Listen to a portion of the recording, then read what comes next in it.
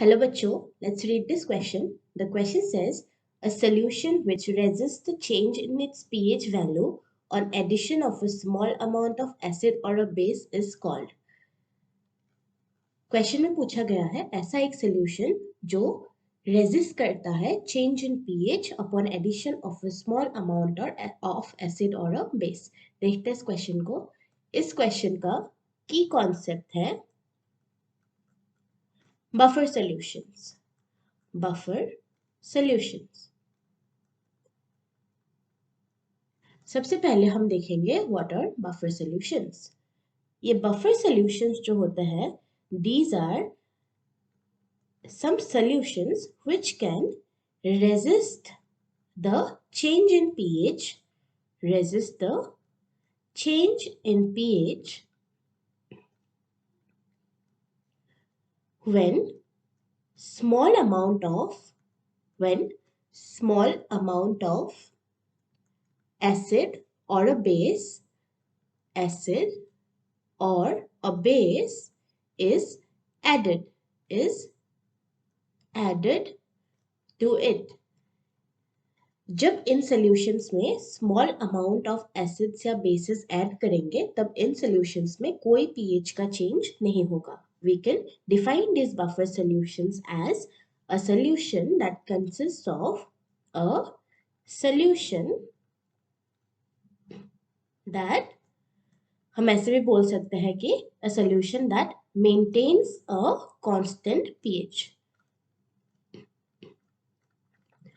और ये जो constant pH है this does not get changed when small amount of acid or base is added to it.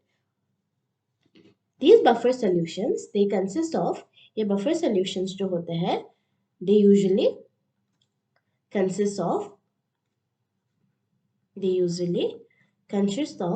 either a combination of a weak acid, एक weak acid or let me write it clearly. ये buffer solutions जो होते हैं ये weak acid और उसी weak acid का conjugate base का combination हो सकता है.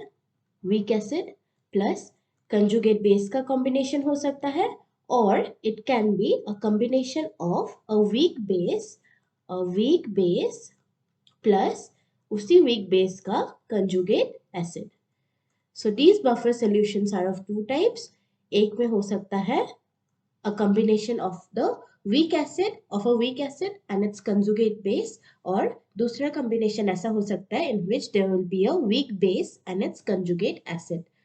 जिस बफर में weak acid plus conjugate base होगा यानी कि ये पहला type that is known as acidic buffer और जिस बफर में weak base plus conjugate acid का combination होता है this type is known as basic buffer. ये दो तरह के buffer solutions होते हैं and these buffer solutions are known to resist a change in its pH value when some amount of or a small amount of acid or base is added to it. So the answer to your question is a solution which resists a change in its pH value on addition of a small amount of acid or base is called a buffer solution. The answer is a buffer solution. अब हम देखते हैं buffer solution के कुछ examples. सो buffer solution के examples हमने देखा था कि दो तरह के कॉम्बिनेशन हो सकते हैं. One combination can be of a weak acid and it's conjugate base. एक वीक एसिड और उसके कंजुगेट बेस का कॉम्बिनेशन हो सकता है. This is one type of buffer that we have called as acidic buffer. और इसका एग्जाम्पल है weak acid जैसे कि acetic acid CH3COOH which is acetic acid और इसी acetic acid का conjugate base. इसका conjugate base क्या होगा CH3COO minus that is CH3COO minus Na plus that is the sodium salt of acetic acid which we can call as sodium acetate. This is the conjugate base of this acetic acid, ये है, let me right it, this is a weak acid, WA मतलब weak acid, और this is the conjugate base, CB मतलब conjugate base, और ये weak acid plus conjugate base मिलके बनाता है एक buffer solution. This is a buffer solution. दूसरा एग्जांपल भी हम ले सकते हैं जिसमें हम एक बेस का यूज करते हैं। Suppose the base is ammonia. Ammonia is a weak base. The second type is a combination of a weak base plus उसका conjugate acid. ये भी एक टाइप का बफर सोल्यूशन है। और वीक बेस, लेट्स सपोज हमने लिया है NH3, तो उसके साथ कॉम्बिनेशन में लेना पड़ेगा हमें इसी का conjugate acid. Conjugate acid will be NH4OH। NH4OH जो है it is a conjugate acid of the NH3 weak base, क्योंकि यहाँ पर जो है ये एमोनियम कैटायन है, NH4 प्लस कैटायन है, which is the conjugate acid of this NH3 यानी कि ammonia. Okay, this is ammonia और इसका ये कंजुगेट एसिड है ammonium hydroxide.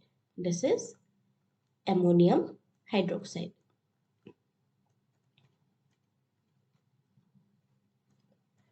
So this is another type of buffer solution. This combination is also a buffer solution. और ये solution, इन solutions में आप देख सकते हो कि ये इन solution में एक weak acid भी present होता है और उनका कंजुगेट बेस भी प्रेजेंट होता है, या फिर एक वीक बेस भी प्रेजेंट होता है और उसका कंजुगेट एसिड भी प्रेजेंट होता है, और ये दोनों चीजें appreciable amounts में present रहते हैं at equilibrium. Both of these components are present in appreciable amounts at equilibrium, और इसीलिए ये दोनों कंपाउंड मिलके जो सोल्यूशन बनाता है वो सोल्यूशन कोई भी amount of, if there is a small amount of acid or base that is added to this solution, they are able to neutralize it. We can write that they are able to neutralize it, able to neutralize small amounts of acids or bases which are added. Acids or bases that are added to them.